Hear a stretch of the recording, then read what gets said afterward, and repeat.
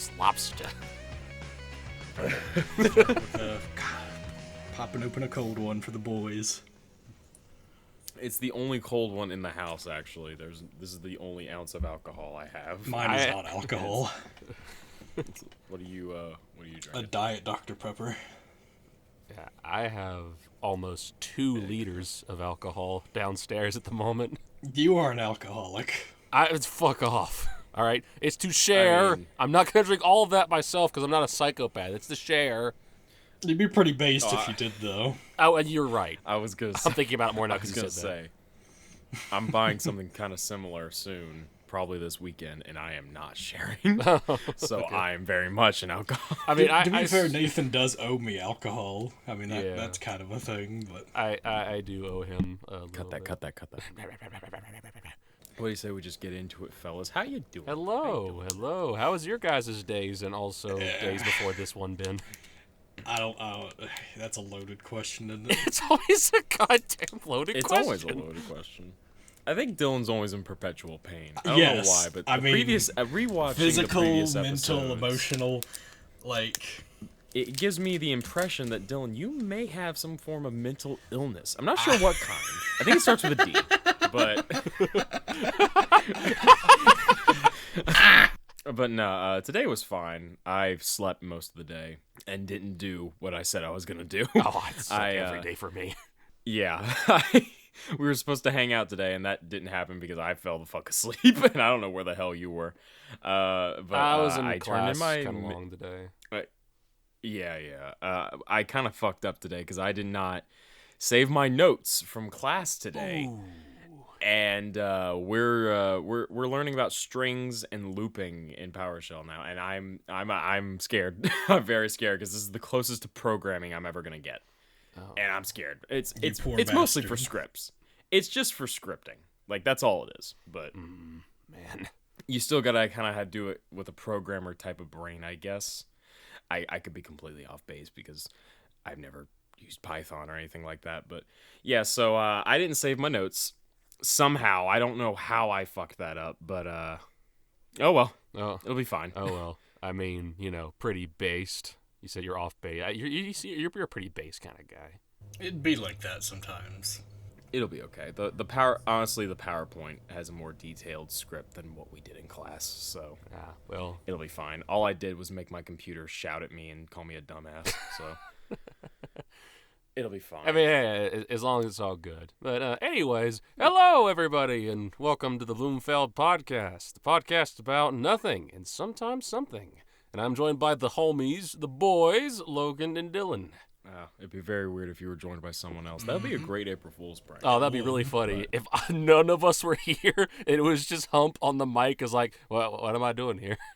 He just goes on a rant about guitars. But it's still Hump for is like 10 minutes. Yeah, start going on a rant about whatever the hell you feel like, and just record it 30 minutes, hour, 2 hours. I don't care. Just give me a good rant. Yeah, we'll have to do that at some point. So St. Patrick's Day is just passed, and it'll be passed by the time like the previous 2 episodes have gone up. Yes, but I actually did not. I was not able to celebrate at all, but I did wear green, so I mean, I kind of got halfway there. But I was not in a position to grab alcohol that day, sadly. So, like I said before, the house is currently very dry. So yeah, I mean, me and Logan were kind of the same situation. Why we really couldn't celebrate. Well, we were busy with opening night over at a theater. I am in musical theater right now, actually, and Logan's Lights and Sound. Yep, I believe we discussed doo-wop last year on the pod. Yeah, we did, because the pod was actually kind of fresh whenever we first did that, I think, right? It was. I believe we were in the middle of shows when we did that, when the podcast started. I think you were, yeah. Oh, God, that's a throwback.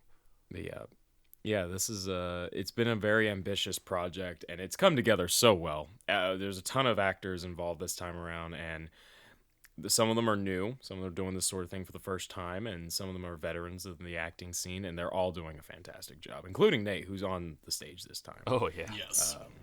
It's been a wonderful ride. I was not involved with the practice early on because they didn't need the lights, but now I'm lights guy and assistant sound technician, and it's been a lot of fun. I've met some new people this time around, and got to see some old friends again. Like the director is the same, and I always love seeing her. She's a wonderful person.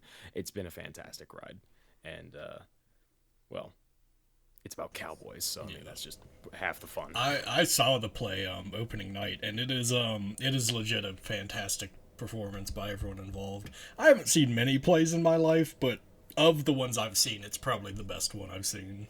I do know my parents saw the last Saturday show, the matinee, and I believe my mother said she enjoyed this one more than the Little Red Riding Hood. I think she just really liked that Nate was in it, but yeah, she really liked her solo. Thank you. It's very funny because we have someone who's behind the scenes, someone who's on stage, and then we have a viewer perspective on the show because all three of us fill all those roles there. I mean, yeah. It's really funny, like being involved with theater, because I was never the type to get on stage. I've done like little things, like in a church, which was very simple stuff. Like you were basically just reading off a script in front of people, and somehow that was impressive.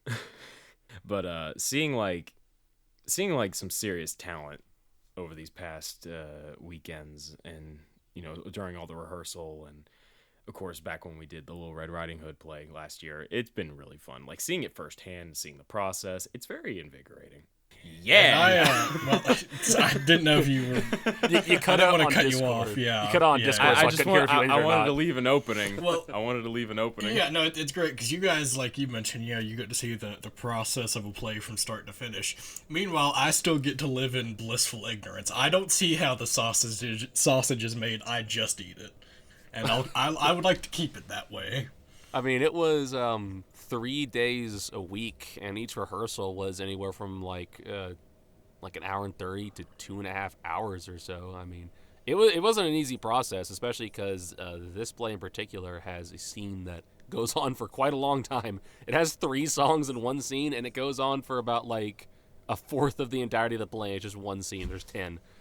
Damn. Yeah, and it is the second scene of the first half is the longest scene in the play, and it's obscene how much dialogue is in that thing.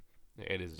It's not just 3 songs. Like, it's a lot of dialogue. It sets up a lot. Like, it's mostly because, well, I mean, this is getting to the actual like theatrics of the play or whatnot. So we'll get off the topic quick because we're gonna talk about the play the whole time. Mostly just because like a lot of the main setting is set up in that scene, and then scene 3 is designed to introduce a set of characters on a whole different set. So they couldn't go from like scene 2 to scene 3 to set up one half of like the cast and like the town, and the other half in the next scene, because the next scene was taking place in a completely different location. So you couldn't really do that. So they just put it all in scene 2 then. Right. Yeah, it is very. It's a very ambitious play because it's a obviously live performances. It's all one shot. Like, you got to memorize all this dialogue. It's not just because there's a bunch of characters in the play. There's also just a lot of talking. Like, the main villain of the play has a lot of dialogue in that long scene we're talking about. And he's involved in a lot of scenes, too. So the man doesn't get a lot of reprieve, but, I mean, he did a great performance, even if what was really funny is he did repeat a line of dialogue from the first half because he straight up forgot his lines in the second half of that show. Nice. The show my parents attended, actually. Funnily enough, opening night was probably one of the strongest performances that you guys had. Oh, yeah. And yeah, opening night was also fantastic. That was the night I saw it. Yeah, it was also like it was a really strong crowd reaction, but I think the matinee on Saturday rivals it, or the Friday before that matinee as well. Oh, like, both of those shows were actually pretty good. No, yeah. The Saturday evening show, the audience was a bunch of critics, I guess. But really dead. The matinee was fantastic. Yeah, some people are just assholes. They can't appreciate art. Can't appreciate Have art. you ever been in that theater before? Because the theater that we have the show in, it's a special theater to the state, actually, because it's been around for several decades. It's very old. From like the 40s or some shit. Yeah, so Dylan, did you ever go to that theater before attending that show? I had not. I wasn't actually aware that it was still being in use until like I heard about the play like y'all did last year there. Oh yeah, that was a lot of fun. Yeah. I just got We'll have to show I got that roped sometime, into 'cause I it still have the DVD. because my mom is really good friends with the director, and me and Dylan even are pretty good friends with the son of the director. We went to college with him for 2 semesters actually, and yeah, my mom and my little sister were doing roles in some of the plays before the one we did lights and sound for, and around that time I was talking to my mom about how I was interested in like sound design and stuff like that, which I still am. And really want to get in, like the sound design stuff like that. And so she told me is like, yeah, there is these plays that we're in that I've told you about for a while now, and they need like lights and sound tech because there's really not, consistent people who are really up to the task at the moment. So I was like, oh, I could talk to the director and see about that. And then I just so happened to rope Logan into it because like, hey, you want to help me out with this? And he was like, yeah, sure, sounds like fun. And then we just started doing that. In both of my spring semesters of college, I was involved in a very intricate play as a lights and sound man. That was fun, learning Linux and also keeping time with the play. Oh, yeah. Now I'm learning PowerShell and keeping time with the play. Oh, Christ. And working. Now I'm working as well. That's awful. Oh, yeah, that's something. So, boys, what shall we talk about now? I didn't mean to cut you off. Do you have any final words? Oh, I was just going to say, no, it's been really fun, and I'm hoping to keep doing this for a while. I don't think I'll ever be on the stage, though. If I do, I want to be a minor character. Yeah, which is a shame. That is a very huge undertaking. I would love to see you on stage, though. It'd be fun, because I love it. It's super fun, is the thing. Because the director basically just came up to me one day and was like, you're going to be in the next play this spring. I was like, I am? And she's like, yes, you are. I was like, well, I guess I am. And now I realized, oh my God, I love it so much. So I'm kind of stuck now. I love our director. I really do. She's awesome. But I pleaded with her. I was like, you can't put me in the next show. They've turned Nathan into a theater kid. I kind of wanted to be a theater kid, but football and baseball wouldn't let me in high school. So I guess I'm finally living out a dream that I kind of wanted whenever I was younger, but didn't really know if I did or not. And now that I'm doing it, I was like, oh man, it kind of sucks now I never got to do this when I was younger. But, here we are now. I mean, it's the joys of, having multiple interests in life. You did the sports thing for a lot of your growing up in middle school and high school. Hell, you probably were doing baseball back in elementary for all I know. But, now you get to experience the more artistic side of you in your college and adult years. Yeah. That's always the fun part about growing up is being able to just pursue those different kinds of interests. So, I mean, it's super cool, yeah. Especially because I know you were with me whenever we went to the convention, Logan. We actually had an episode talking about that. You should go check that one out. It's pretty good.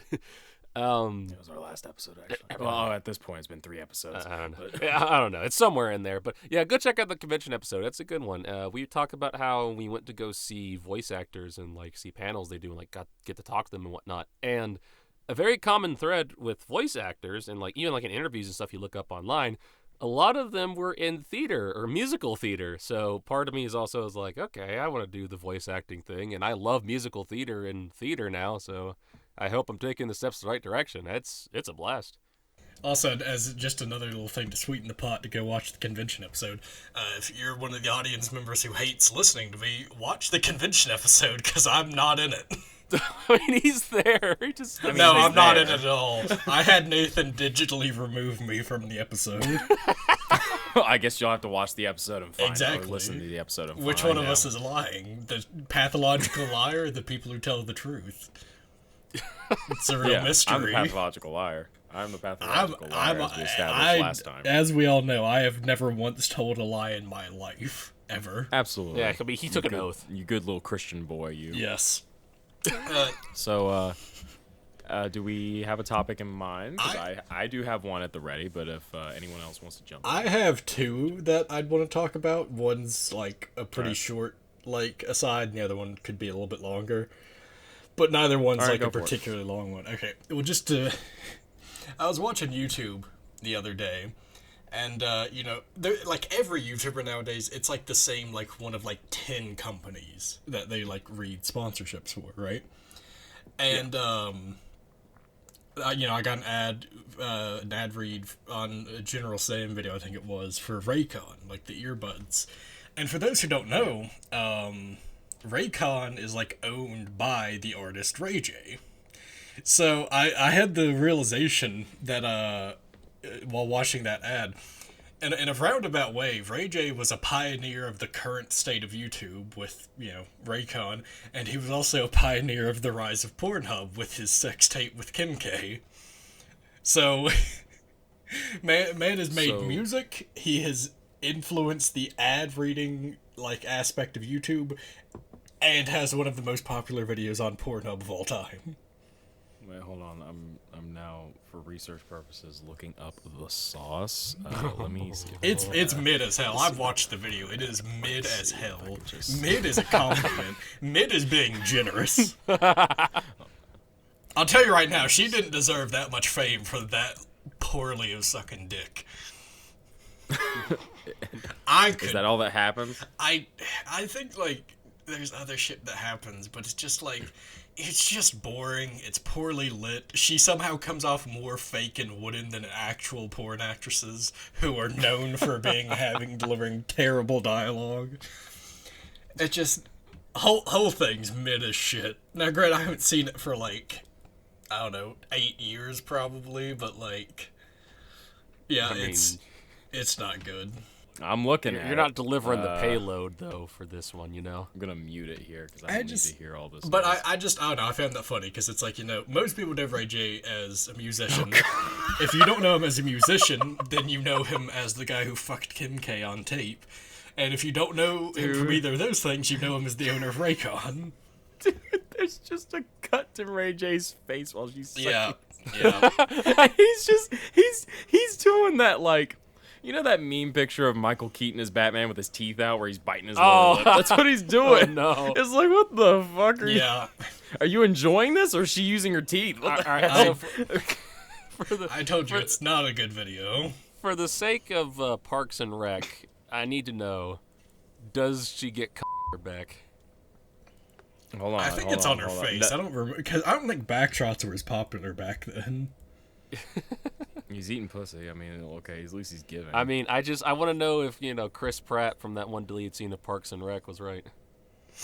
I thought that was the music. I thought it was a music video that happened. I don't fucking know, man.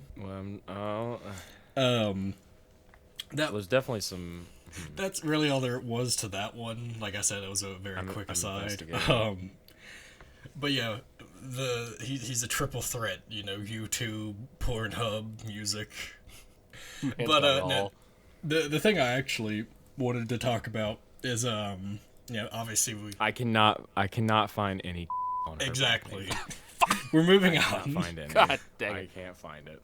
It's sponsored. It's full sex tape here. That's fucking hilarious. Okay, this sex tape is sponsored by Raycon. We're not. All right, you keep going, Dylan, to the next topic. I'm going to investigate. I'm not gonna lie. It would be a baller move if Ray J's this sex tape with me and Kim K is sponsored by my earbuds, Raycon.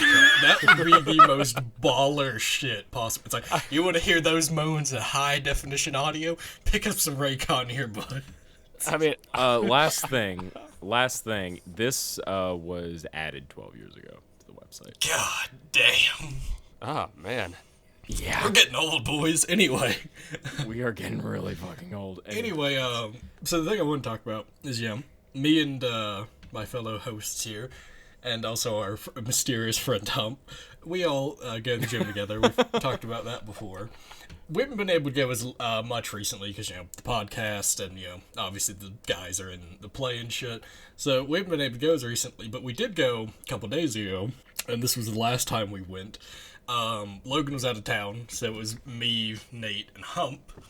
And we decided to do leg day, and we did this a day before Nate was going to have the play. That'll come into play later.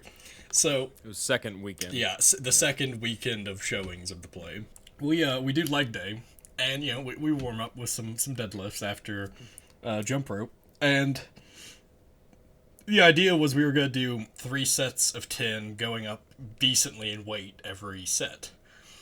So I actually haven't deadlifted that much at the gym just because we don't do a ton of deadlifting or leg days at the gym. We do a decent amount. We definitely do it probably more than some people do, but not a ton. So we focus a lot on arms and abs. So Nathan, I I remember distinctly Nathan said to me, he's like, yeah, Dylan, make sure you watch my form whenever you go to do it, because Nathan went second, I think. He went either first or second. Second. And yeah, he went second. So, Hump did his weight. We were doing a 135, which isn't that much for a deadlift. For something like bench it is, but like for a deadlift it's a good starting weight. So Nathan said, yeah, watch my form so you know how to do it. And Nathan gets 9 reps in, and then on the 10th rep, he fucking pulls his back.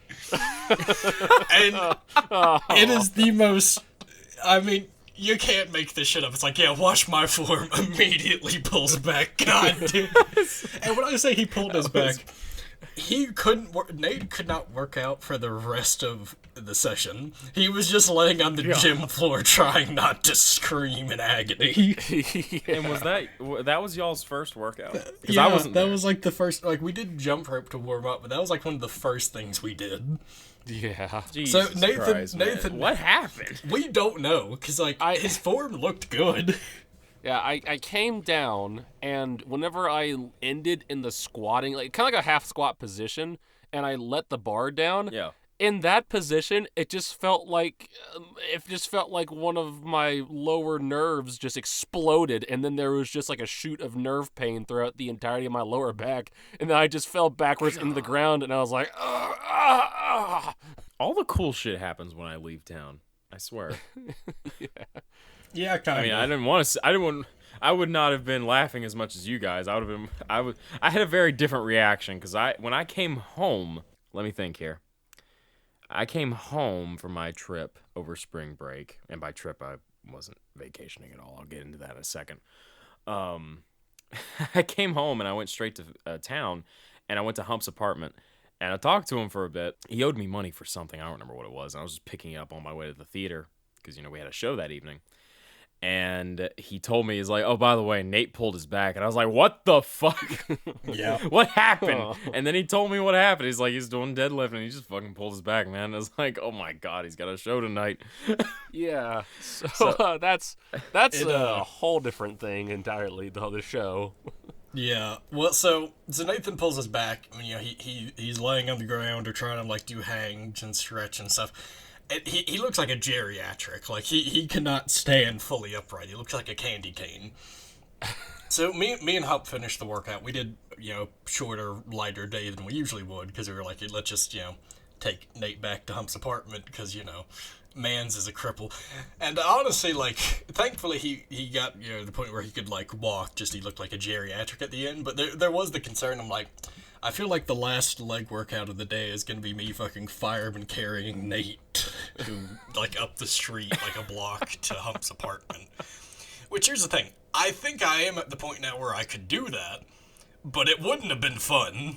And I lifting Nathan off the ground's a feat of strength. Yeah, I mean, I'm a heavy dude. 300 pounds, and I'm the closest to Nathan in size in our group, but I'm still 70 pounds lighter than him. Yeah. So the back pain I was having was awful. It sucked.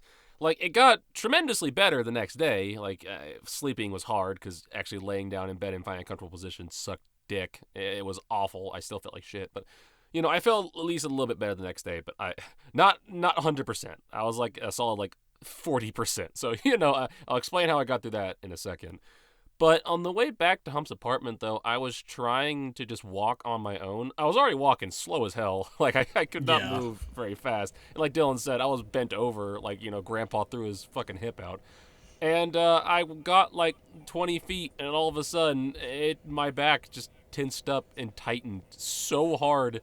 It felt like someone just grabbed my spine and was going to crush it if I didn't stop moving. So I just fell to my hands and knees on the ground. It's like, oh, fuck this shit. Ah. Me and Hump had to, sling Nate's arm over our shoulders, like on each side of him, and, help him limp back to Hump's. It was like I got shot. Yeah, Jesus Christ. It was rough. And the next day, I was helping Hump run errands, and Nathan called me that day, and he's like, yeah, since you're going out, can you get me some icy hot patches? I'm like, yeah, I got you. And that's actually the offhand comment I made earlier about how Nathan owes me alcohol. I just said I don't want cash, just buy me booze. Yeah, I mean it's a fair enough trade. I'll take it. I mean, So you're getting medication. I'm getting medication. medication for the soul. Yes. It's very true. So yeah, Yeah, I it did was very have interesting when I came. I did have a setup though for the show that day. Um, so basically, I told my mother eventually.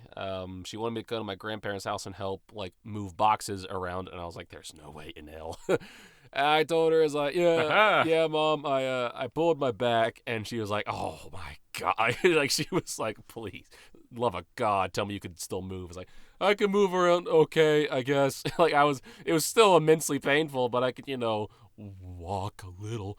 So, what I continued to do was I kept moving around, I kept walking, and I kept like trying to straighten my back out and just trying to walk around, basically just keep weight on it.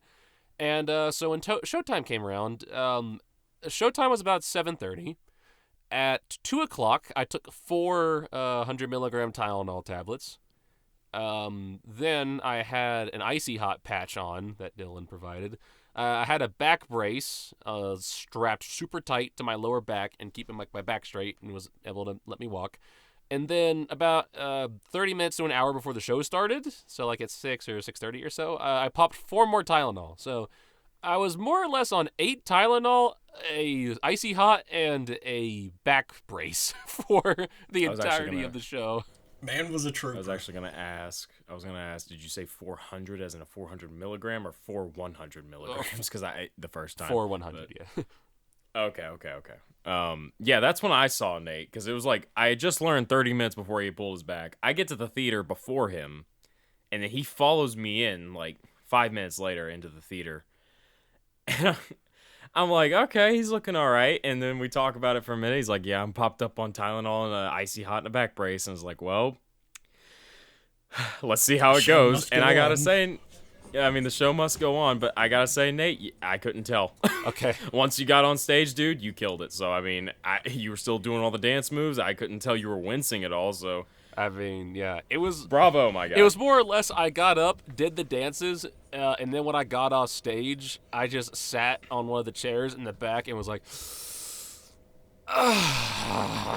Kill me. Like, I just kind of breathe, like, ah! I'm just imagining that Family Guy clip where Peter hits his knee and he goes, oh.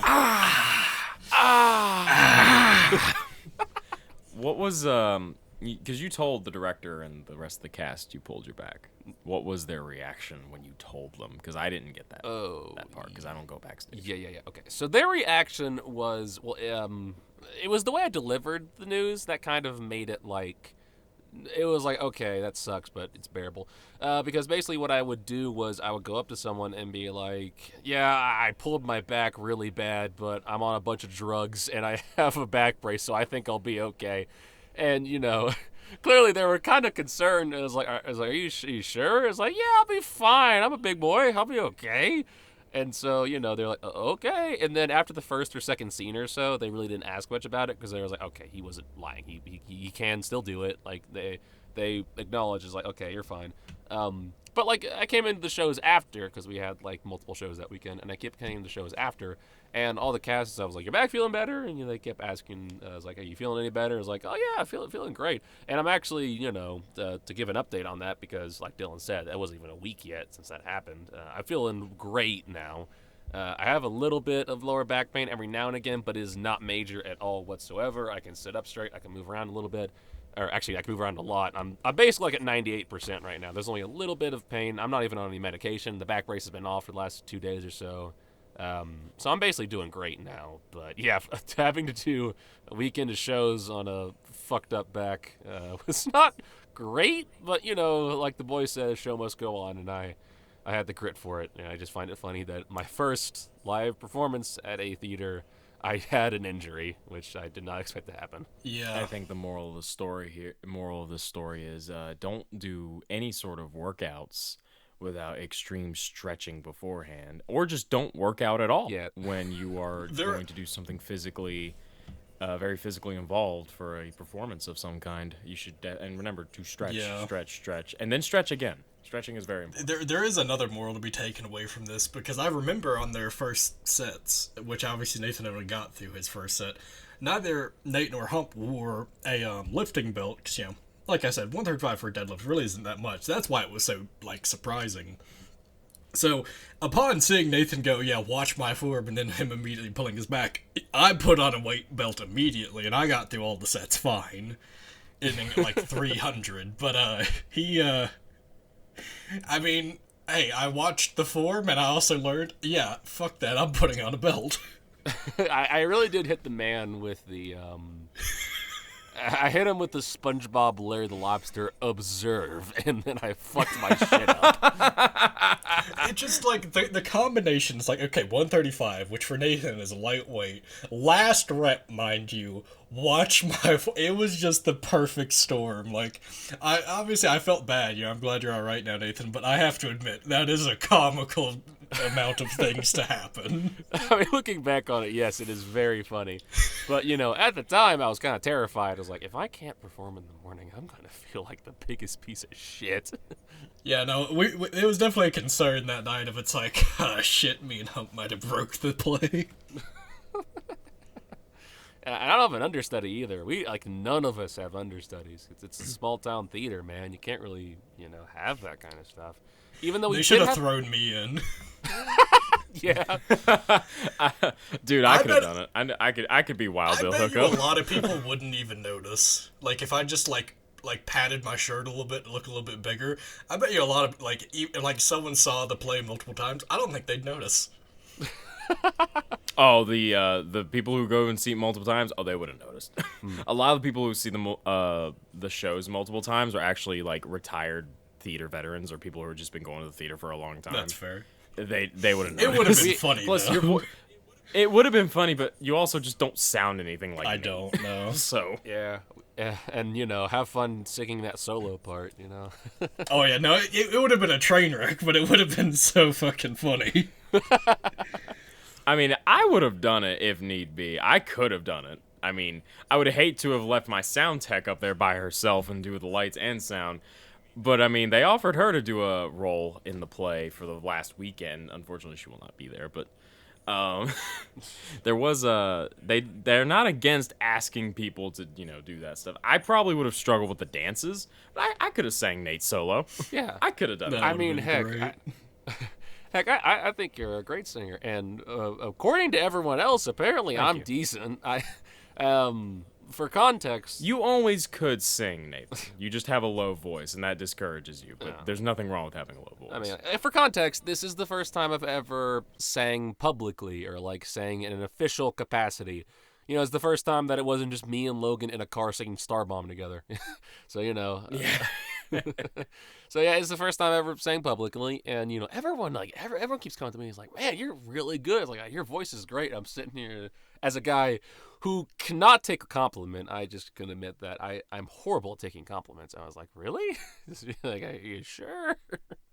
I think it's not quite an apt comparison, but it reminds me of the Frank Sinatra era of music.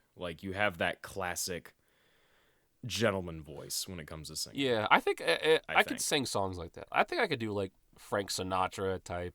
I mean, heck, there's this one song I would love to do a cover of. Dylan knows it because it's Fallout 4.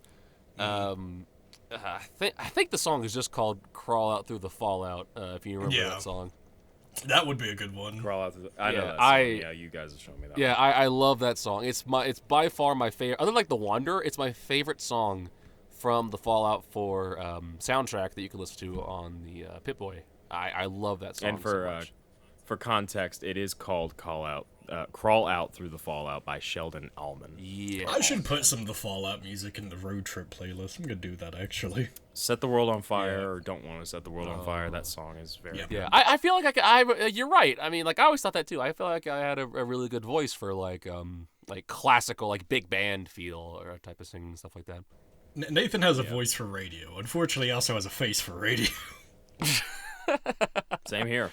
I have been, we mentioned this several times on the pod, especially early on, but I've been told I have a voice for radio several times. I mean, I think so. I've also been told that. I don't believe it for a second, but I have heard that.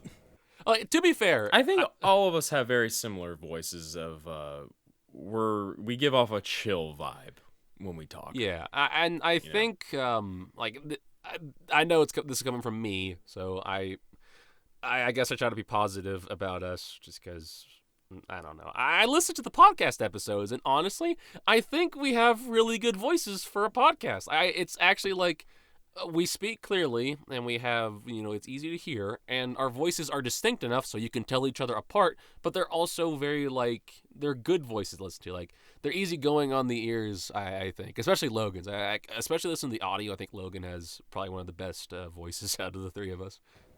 I'd rather get my eardrums pierced with a power drill than hear my own voice. But, to be fair, though, Dylan, a lot of people, share that sentiment. I remember, actually, This is a funny little story. I know Logan had a topic to get to. I'll make this quick then. I have a funny. No, you're I have a funny story from college back whenever I was at. Bleep that. Whenever I was at insert first college here. over and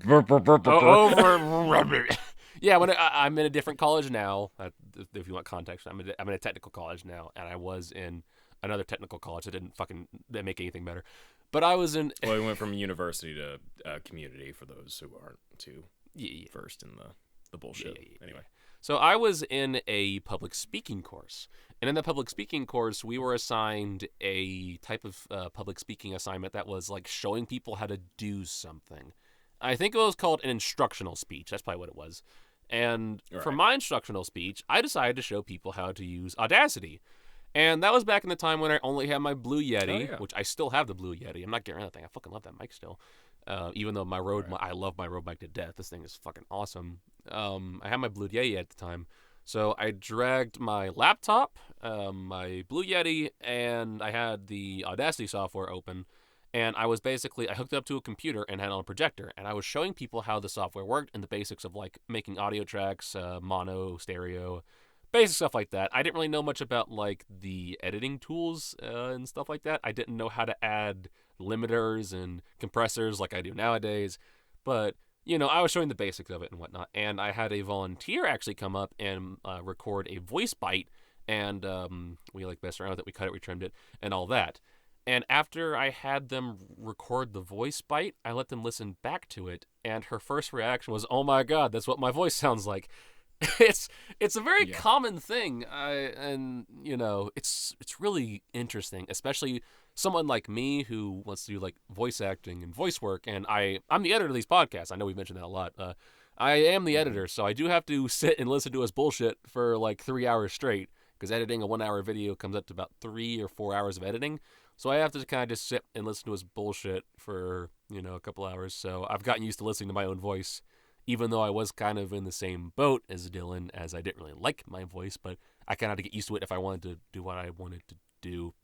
But it's a very common thing to not like how your voice sounds, especially because you really don't know how your voice sounds until you hear it on recording. Because what you hear in your head is kind of different. Yeah, no, the voice I hear when I speak sounds great, and then I actually hear what it sounds like. I'm like, my God. Hearing especially when one of my favorite instances of listening to my voice and not realizing how weird I sound is when we got drunk at the beach and I heard the Snapchat video. So I was like, oh God, my voice was crack-a-lacking. But I wouldn't say I necessarily was completely immune to it, but I kind of got over the whole, oh God, that's what my voice sounds like a couple years, well, not even a couple years and years ago. Because me and my sister, we used to record ourselves doing all kinds of stupid shit, like playing video games, playing toys, and just doing fun little role play stuff that kids do. We made our own little videos, kind of like those toy videos on YouTube where they would do stop motion. Only we didn't know how to do stop motion or use editing software, so you could just see our hands flailing all over the place. If those videos ever see the light of day, I will actually have a hernia. Nice. But the fun part about it was hearing my voice, and I use fun in massive air quotes there. Hearing my voice, even as a child, I'm 9 years old, maybe just a smidgen younger. And I still have that digital camera here somewhere. hearing my voice like that and everything, even as a young child, I was like, ooh, that's what I sound like? I was like, why do I sound so girly? So I had a really high voice as a kid. Your balls dropped hard. They really did. No, and I got a fucking Adam's apple that Adam himself would be jealous of. I mean, You can't really see my Adam's apple because of my fat fucking neck. Dude, if I look straight up, you can see my Adam's apple. It looks like a fucking arrow. I don't like it. But I mean, my voice is fairly deep now.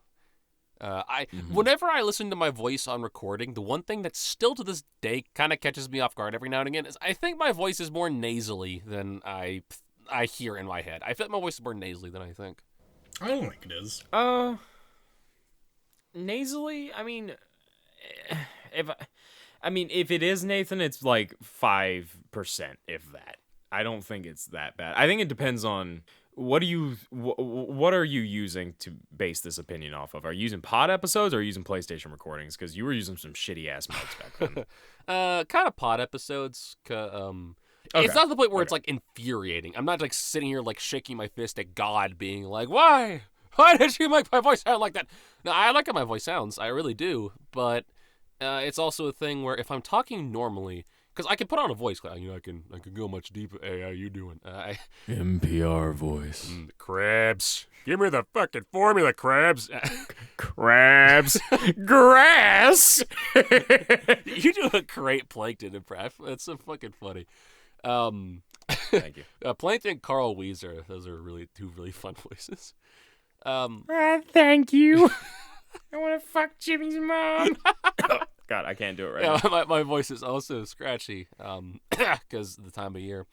But yeah, I like my voice. I do. I guess this is the overcritical part of me that's just like, man, when I talk normally is when my voice gets really nasally.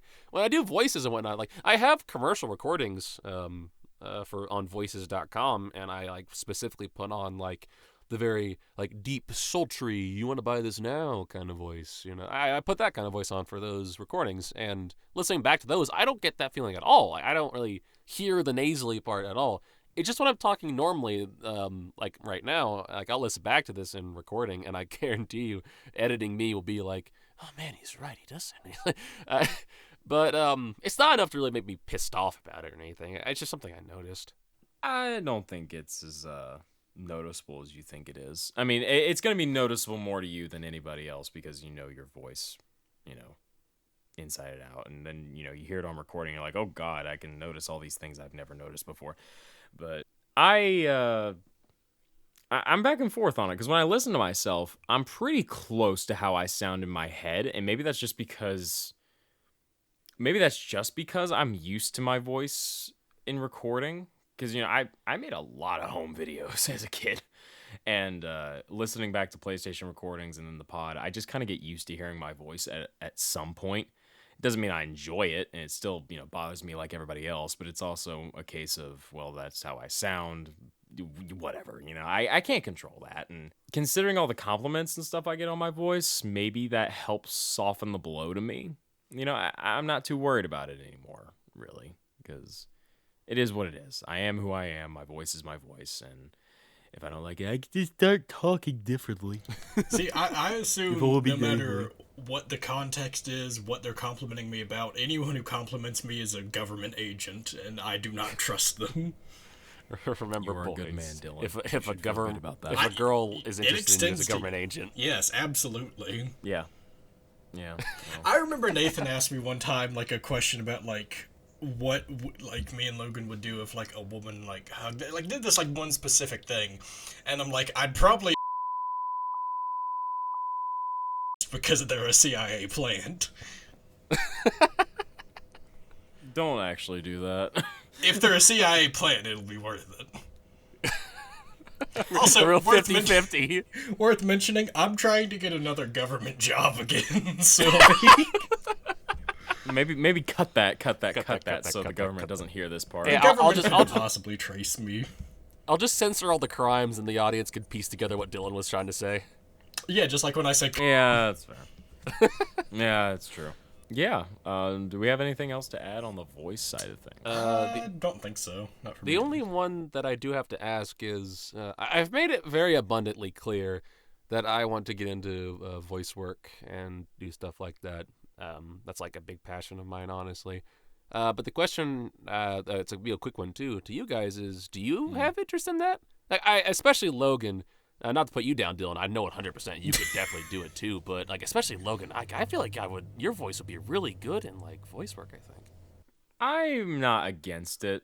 I don't know if it's the passion I have in life, because full disclosure, and again, this is probably something we said thousands of times up to this point, but I don't have a lot of crazy ambitions like big dreams. I never really had that growing up. Like, oh, I want to be a voice actor, or I want to be an astronaut, I want to be a fireman, whatever. I didn't have those things growing up, and I don't know if that's just because of the mental illness or what, but I wouldn't be against it. I'd love to do a voice. I'd love to voice act. Especially because I don't have the pressure of people watching me, besides, the voice director most likely. But I think I could enjoy voice acting. It's just not been something on my plate that I'm actively trying to pursue like you are, Nate. Because you're actually, putting out a little bit of reels and stuff and trying to, get yourself out there. I'm not really taking any steps towards that. I'm not saying I won't, and I, never say never. Something can change. Things can definitely change, and maybe I'll feel different 2 weeks from now. But it's not really been something on my plate, and it's most likely due to college, just because college is, takes over everything in your life and you can't enjoy anything. Yeah. But because even me, who's been trying pretty hard to get back into it, I've just been so busy. I got those commercial reels out at the beginning of the year, and the idea was to get some animation reels out, some TV or movie or like anime, reels like that out. But I just wasn't able to. I've been very busy, and trying to find good lines, or like at least write good lines to try to, do is hard. And like trying to find voices that I think that I can do, like character archetypes and whatnot, and like where that voice would fit in. It's hard to come up with that. I don't like. There's like one or two I've come up with, but I still need like a couple more, I think. At some point, I should just dive into it. I feel like I'm going too hesitant and thinking too much like semantics. I should just get into it eventually, but I can't really right now. I'm just really busy. As someone who really enjoyed doing voice impressions as a kid, just try to sound like a character and then start adding your own spin to it. I think is the easiest, because just coming up with voice types on the spot is probably not a good idea. Yeah. It can be difficult. It's like, all right, I can sound like a pirate. I can sound like a gruff pirate. I can sound like a scraggly pirate. I can sound like some kind of weirdo. But if you have a pirate character to go off of, like, say, Captain Hook from Peter Pan, or maybe Bluto from Popeye.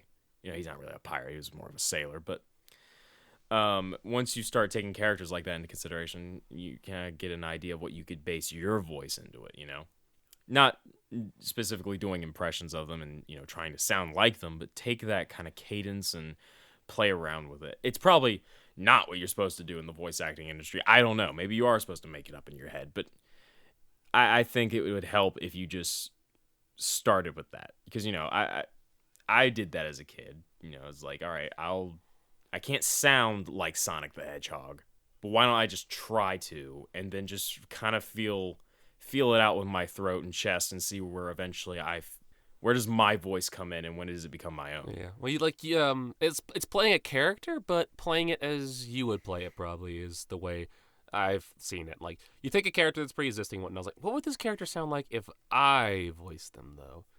I feel like that'd be the best way to do it, because there's a couple characters I would really like to take a crack at voicing. A big one that I really want to try, though, is Leonardo. Even though he's not my favorite turtle, I do like Leonardo still. I feel like I could do that. I could do like the not 100% ready yet leader, but still a leader type. I feel like I could nail that. I think so. Yeah, I think it just takes, again, just playing with it and getting a basis. Have a schematic. I could literally just do one voice, and that's it. Walter. Oh, we all know that one. Yeah, I just do a shitty impersonation of Bernie Sanders, that's it. You take that back. You take that back. I really thought you were going to do the Walter. That's not really an impression, because it's one fucking word. Well, you say other word, Walter. Put your dick away, Walter. It's not great, though. Like, I at least The Bernie one is at least funny. Like, that one is, the Walt one is just awful. Oh man, Hump can do really good Kid Boo and Toad. That's his two Yes. claim to fame voiceovers. Oh, well, maybe we'll have him on an episode soon and have him do a Kid Boo impression for us. That would be fun. So I actually, while we still have time, I do want to kind of go into a topic that actually kind of segues into what we were talking about the entire episode with the play and everything. So I was out of town. I was out of town for spring break because I went up to a family member's house, my Uncle Jerry, who's actually my great uncle, but that's a mouthful. And I go up there, a couple times a year and do some work for him, and he pays me for it because the man's retired, he's 70, needs an extra set of hands around the house to do some projects, and also just needs someone younger and dumber to do the shit he doesn't need to be doing at his age. So I've done a lot of odd jobs for him. I've done a lot of housework, and we actually remodeled his bathroom over the past spring break. So yeah, I was out of town for about 5 days. What's really funny about working with my Uncle Jerry is that, the man is happy as can be, but he's also dangerous, I guess is the word to put it. Dangerous. Yeah, I think that's an I don't accurate know description exactly based off what I've heard. Because the man carries a 45 and is like, if a motherfucker tries me, they gonna fuck around and find out. And I feel like that would be something he would say to me. Working with him, it's very light, it's very fun. He doesn't give a fuck how long it takes. He doesn't give a fuck how bad I do of a job I do. He just wants me to, keep trying till I get better. Really supportive human being. And we're working on his bathroom one day, and we're getting pretty close to done. We got the floor done. We're trying to get the toilet back in and the vanity for the sink. And my great aunt comes home, and she cannot find her phone. And she retraces her steps from in the house. She's only been home for like 15 minutes. She retraces her steps and everything. She can't find her phone. So we end up retracing her steps where she went that day because she ran errands. And it was like, oh, well, you went to the Piggly Wiggly. Let's go back to the Piggly Wiggly.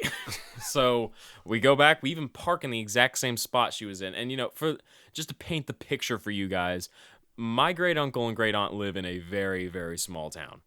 I mean, it's smaller than our small town. Yes. Nate. Oh, man. It's a very don't show up after dark kind of place. Unless, you're packing.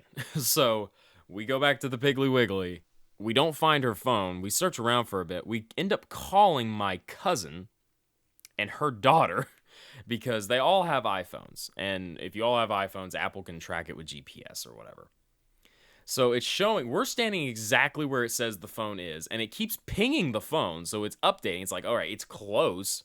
Maybe it's not exact. Maybe the GPS isn't point for point. So we start walking around the building. And we even went in the building at some point. They were about to close, so we didn't spend a lot of time in there. And we talked to the people working, and we were like, could we see the security footage? Because you guys have a camera pointed right where her car was. It's basically straight out the front door. And if you guys show us the security footage, maybe we could see if it fell out of her pocket or something, or maybe you could review the footage of in the store when she was here. And they were more than willing to do that. The only problem is they didn't have access to the cameras because it was from a third party. That's neither here or there. That wasn't the important part. What was problematic was what one of the employees told us was there was a quote unquote crackhead walking around the premises Nice. for the past 6 hours, Oh, God. who is not allowed within 500 feet of that store. He's been banned for a while. I don't know how long, but he's been banned for a while. He's not allowed on the property at all. And they told us that he has violent tendencies.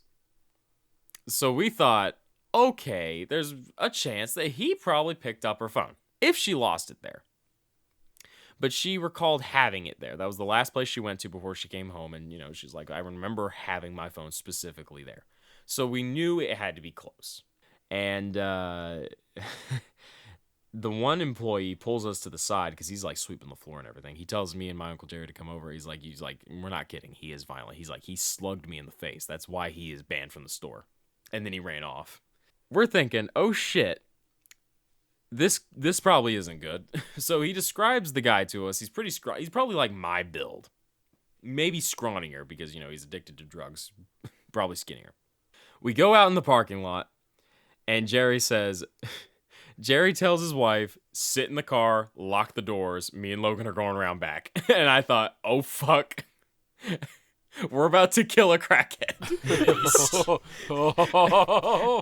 He hands me a flashlight. He's like, you watch my back. I will take care of anything that shows up in front of us. I said, okay. I honestly, like, because I know. Oh, Christ, excuse me. I know that Uncle Jerry, because I've seen Uncle Jerry. I was over at his house at one point. I know you're like the same height as him, or he might even be shorter. I can't remember. Yeah, but he's a big dude. But he's a big guy. But in my head, my mental image is just you as like a little kid still, and you look up at your Uncle Jerry, and he pulls out like a revolver, and his face is blacked out like an anime character, and the glint in his eyes like, Logan, we're gonna kill a crackhead. And then the sparkle in his eye as you look at it, I was like, oh no. And I want to be very clear for the audience. It wasn't because he was a crackhead. It was because he was violent. Because, my Uncle Jerry, considering the generation he grew up in, is a pretty understanding and open-minded fella. But the second he hears, okay, this guy potentially stole my wife's phone and is violent, he has zero tolerance for violence. So what does he do? He solves it with violence. So we start walking around the building. I'm checking every corner like, as sharp as I can be. Like, how you can feel your senses get sharper when adrenaline kicks in? Dude's I checking was corners on like point. Siege. Oh, no, dude. We were back to back for like half the walk. Because we're walking around a fucking grocery store. Those things are pretty fucking wide. I'm checking around like the dumpsters. I'm checking around the corners in case he's like laying down smoking anywhere or something, just in case, because the dude's probably just walking around in the dark. And from what the people in the store told us, he was pretty strung out. Like, he was not in his right mind. If he even has a right mind, I've heard off of the drugs, he's not much better. So we get back there, and Jerry shouts, trying to get somebody's attention, but there's no one there. We walk around the building about twice, and then we just go back to the front. We can't find him. We can't find the phone. And we probably drove back to the Piggly Wiggly like twice. But the cops were called by the store because the general manager was not aware that he was on the property. So they were like, well, we got to call the cops because he's not supposed to be here. So the cops show up like 10 minutes later. Before they even come to talk to us or the store manager, they just go behind the building, like in the car. It's like, well, if we don't find him, they're certainly going to try. And let me just say that the cops in that area are nothing like the cops back home, because these guys were armed to the fucking teeth like they were SWAT. Nice. Like, this one guy had three pistols on him. 2 on his sides and 1 on the front of his belt. Like a more compact pistol. And I think about 4 or 5 magazines around the belt in between the pistols. I mean, homie was strapped up like Edward Kenway. He was ready to go to town. Dude, yeah, like he's prepared for a war. But the cops came in, they took our statements, they talked to us like, well, I mean, since nothing really happened, we can't do nothing, but if we find the guys, like, we're familiar with the guy you're talking, because we knew the name of the guy and everything. Like, the people at the store knew exactly who this guy, the quote-unquote crackhead was. So the cops were like, yeah, we're familiar with him. He's a bit of a troublemaker. He's always been a troublemaker, like, on and off drugs. We'll see if we can deal with him. Is like, if need be, we'll pay a visit to his house. I don't know if anything ever came of that, because obviously they weren't just going to go to his house, because they had no proof that he took the phone, so they really can't do anything. But eventually, things resolved very peacefully.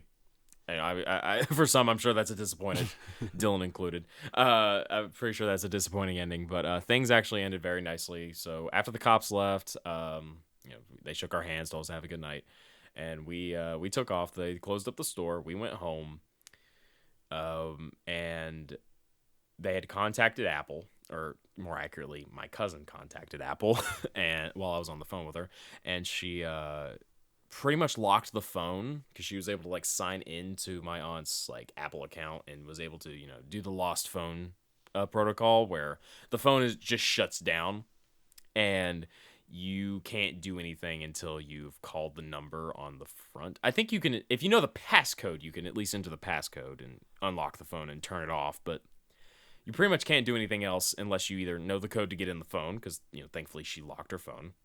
They don't walk around with no password like I do. And then, or you can call the number that it shows. And the emergency like call number was my cousin. So that the next morning, the phone rings, Jerry answers it. They actually find the phone in the produce section of the store, and everything worked out. So no one died, but we came this close. I came this close to watching my Uncle Jerry just shoot someone in the fucking face, potentially. So it's just in the produce aisle, just like with the tomatoes? She pulled it out and sat it down. Oh. Keep in mind, she's 74 years old, Nathan. I mean, I know I'm not judging at all. It's just a funny sight to me that someone's doing their shopping. He's like, cucumber, tomato, phone. Well, it was as they were opening, so it was actually the people who were. It was not a customer, because the customer probably would have stole it, but it was an employee. So they grabbed it and they called us, and we went and got it, and everything worked out. So the moral of the story is, don't ever play on your phone when you're in the produce section, because you may lose it next to the lettuce. And then you might have to kill a crackhead. Hopefully not. Hopefully not. And don't ever walk around a Piggly Wiggly at night. Yes. Yeah. The fact that it was a Piggly Wiggly is just off-putting for some reason. Funniest part. That's the fucking funniest part. But no, I legit got kind of scared, because I don't want to see someone die, even if they are an asshole.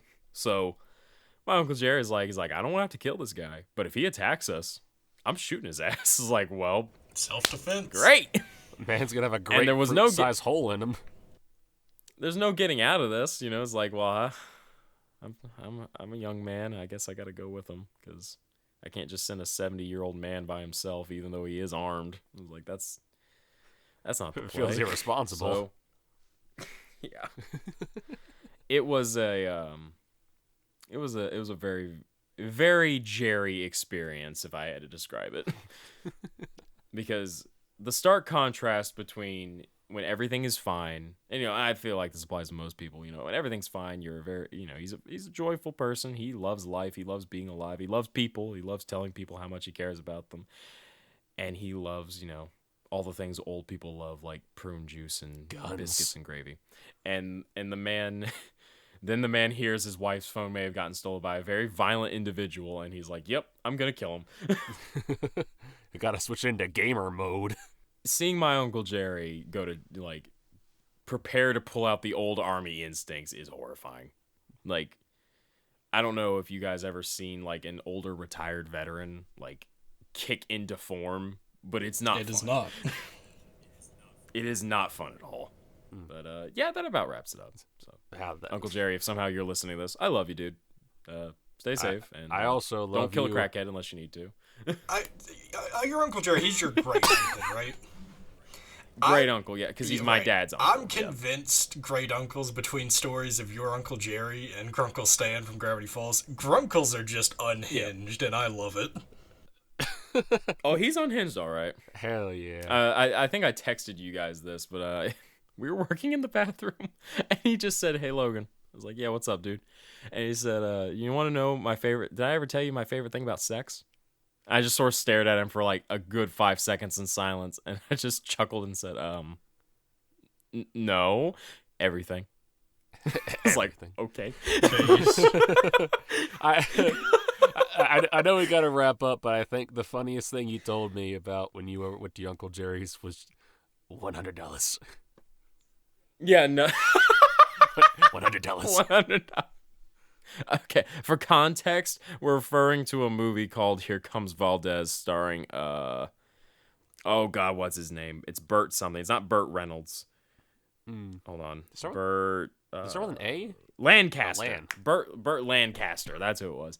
It's a very old, cheesy, aged 70s Western, but there's this line where he just says $100, and it's You got to look up the final scene of the movie and you'll see why it's funny.